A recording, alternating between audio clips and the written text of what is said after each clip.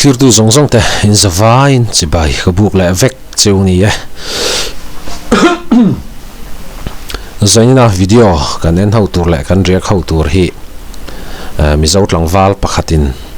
ake kora khonwar tu yemo diesel emo petrol emo alaya tizon ama light tarin hala akang lu mai hlom khop mai hei mizoram ni tura ka nga ya nge mizoram poni lo thei tho boka amun vel hi engma pos om lawa hei fiam tu huang FTH group pakhata an pos ania makati em wangi ti han reactoring ka safe yan zanina kan ngei tu ho turin tiang ka ron chop chuak le don ania he mizo tlangwal hi a khosak ta na hi amen kan ti don nge nia a at huai kan ti jok don te po kha riat thiam har sak hop maya ti chuanin ake kora chuan khonwar tu emo diesel emo petrol emo kha aleya light tarin hala akang lu maya ti chu kan han en ho don ani ti chuan kan du lai kan post in kan play lai don ni o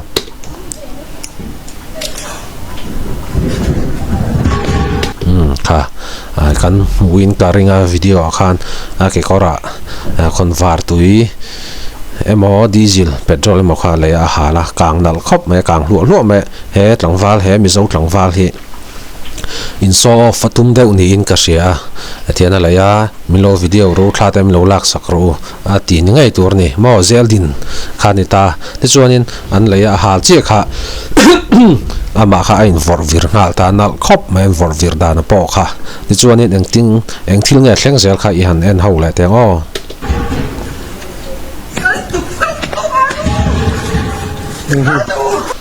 kha kan hu ta chia maya ain vor vira reilote scan ni thum vel kha an ding wangwanga chumi nuwa chuan ake kor kha lo kang na tiala ake kor te po hi akang sor akang chenol tura ngai taila ti chuan ake kor hi akan chiat to chuanin avun mo angal vun vel te po kha akang chle tura ngai taila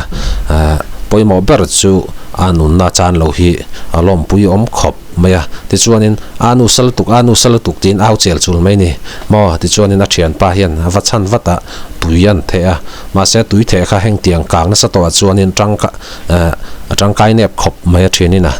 tui the ai chuanin kan kor hak lai mo kha phelila va hup top ila ti chuanin kang mai kha thel kha ol sam thina tuna hianin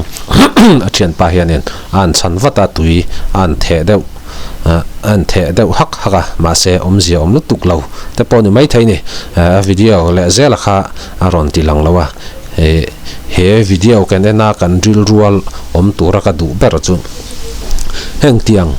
mai mang hian in fiam lo turani mo engmo in so off lampang po kha mi pui mu atana in so off kha mai mang hian a chi lo sim kan nu na tan te po hian a hlom theilu tukani hei po hi nakin zela chuanin angal vune mo hi han en tai lang chuan a u deuh thatin karingani chu wang chuanin mai manga in fiam te in so off nana man te hi enge experience kan nei lo ani kha chuanin a hlom na tu kan nun na hial te po me hian min la thei ani min lak sak thei ni ti hi thar taila poimo khop in ka ria he mizo tlangwal hi athil ti hi amen view me a huai sen po ka ti ma se engtinge ka soyang huai sen ka ti don nge at huai ka tiang zokin mo enge in ngai ve dan kha ka shelowa ke chuanin a at huai de unin ka ria ke chu heng tiang thil hi ti don taila ka ngam mi lo a hlom em mai hi chu ka hlaw em mo chu wan chuanin heng tiang hi chu ti chin zel chi tan po a thalo khopin ka ria ani po kha ai so va voi khatan vor vira chuanan ding do wangwanga chumi nuwa mayan kang na tial tela aya anu asal tu tin au chel chul mai ni anun e ma chan lowa klom pui khop me hi chuan he fiam tu huang FTA chan ron po sa pa chuak teu ther tin capson a ron da adi khop mai a pa chuak teu ther khop mai han chang deuh hlek selang chuanin a pa chuak mai tur khane ma se athil ti hi mai anitlat mai kang mai anitlat mai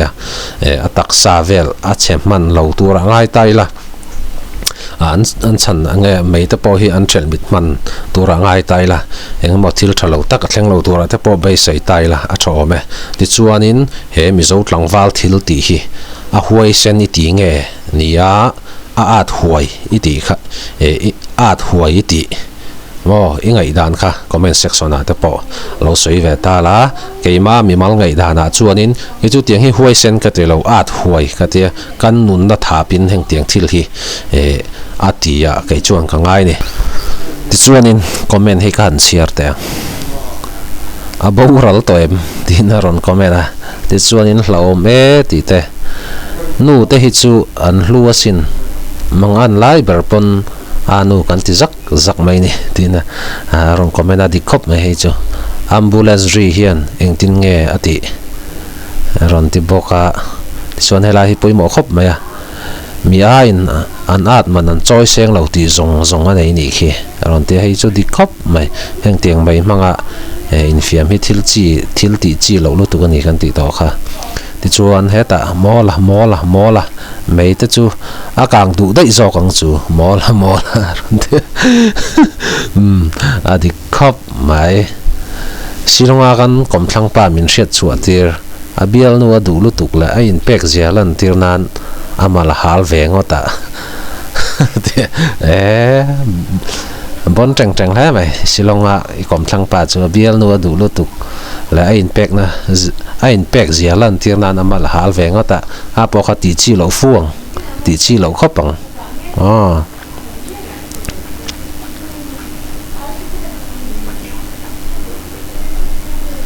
ti hian mai hian mi akang thei ti a reve chia mo lakhi kanui azabok si hui ha atia komena an rong comment deuh clear a adik chen comment zong po kha adik vek mai ne mai hi nge pong po ngam ngot chi kha ani ngot lo ani film khur he tha mo eng le ki ma hianin film khur he tha ber reng ani